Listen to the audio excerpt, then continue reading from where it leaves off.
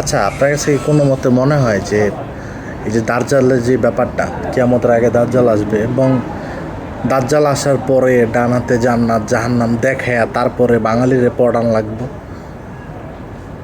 আমি এক্সপ্লেন করি বিষয়টা। আপনি ধরেন এমন একটা জাতি, এরে 500 টাকা দিলে, ঠিক আছে, এরে 500 টাকা দিলে একটা ধর্ষকরে ভোট দিয়ে দিতে পারবো, নির্বাচিত করে ফেলাইতে পারবো।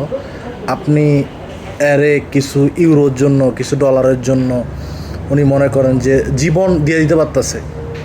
সো এই যে কিছুদিন আগে 18 জন মারা গেছে বোর্ডে, বেশিরভাগ কিন্তু বাংলাদেশি। এখন আমিও পেশাগতভাবে দেশের বাইরে আছি, যেমন ধরেন অ্যালকোহলের যে চাকরিগুলো আছে এগুলো থেকে সবসময় দূরে ছিলাম এবং আমি বারে চাকরি পাইছি, সেটা হচ্ছে আমি বলতেছি না আমি অনেক ভালো, আমিও বাংলা জাতির মধ্যে পড়ি। তা আপনি দেখেন যে একজন শিক্ষক, এমন একটা দেশ, একজন শিক্ষক ছাত্ররে ফেল করাইতেছে যদি তার কাছে প্রাইভেট না পড়ে, ঠিক আছে। ইভেন আপনি একজন শিক্ষক, কেউ জয় বাংলা, কেউ ধানের শীষ, কেউ জামাতের স্লোগান দিতেছে স্কুলের মধ্যে কিছু পয়সা পায়া।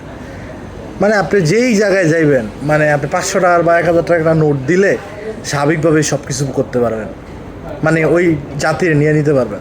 আপনার কাছে কেন মনে হয় দাজ্জাল আইতেই বা এক হইতেই যে এইখানে জান্নাত এইখানে জাহান্নাম, তারপরে এত কষ্ট করে বিশ্বাস করাইতেইব? বিশ্বাসের তো দরকারই নেই।